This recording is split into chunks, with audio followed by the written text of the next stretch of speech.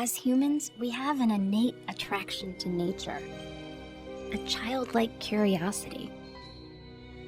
But beware of what you find in the shadows. In Northern California, something deadly is popping up in the forest. This poisonous mushroom is known as the death cap.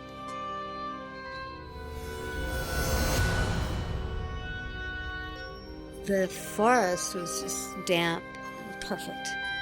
Donna Davis went collecting mushrooms one day in 2014. It's very magical when you're up there, and really is quite like a treasure hunt. Felt confident enough that I knew what I was doing. But she didn't recognize the telltale cup-shaped tissue that grows on the bottom of the deadly mushroom. And she mistook young egg-shaped death caps for something she could eat.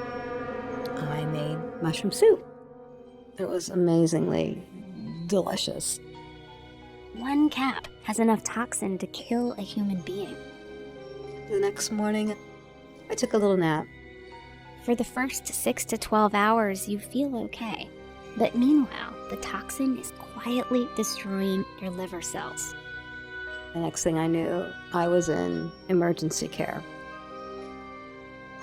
Death caps spread the same way other mushrooms do. Just like this harmless oyster mushroom, a death cap shoots hundreds of thousands of spores into the air. The spores drift into the shadow of California live oaks, where they grow filaments that attach to the tree's roots. Each fungus filament is about the width of a human hair. Under the microscope, you can see how the white fungus envelops the tree's pink root tips. This is called a mycorrhizal relationship. The fungus feeds on the tree's sugars and gives it nutrients in exchange. It's good for the fungus and for the tree. And that's how the death cap snuck into California from Europe on the roots of a decorative shrub in the 1930s. Researchers aren't sure why the death cap has evolved to be so lethal. What exactly is it protecting itself from? Humans, we're just collateral damage in some battle that we don't understand. Scientists like Anne Pringle from the University of Wisconsin are doing genetic testing on death caps to see how long they live. If death caps have a short lifespan, it might be enough to pluck them from the ground so the spores can't spread.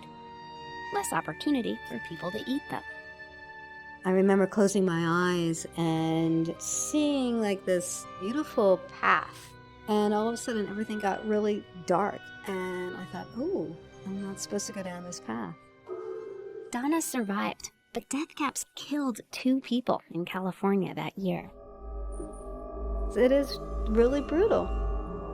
Nature has its own rules.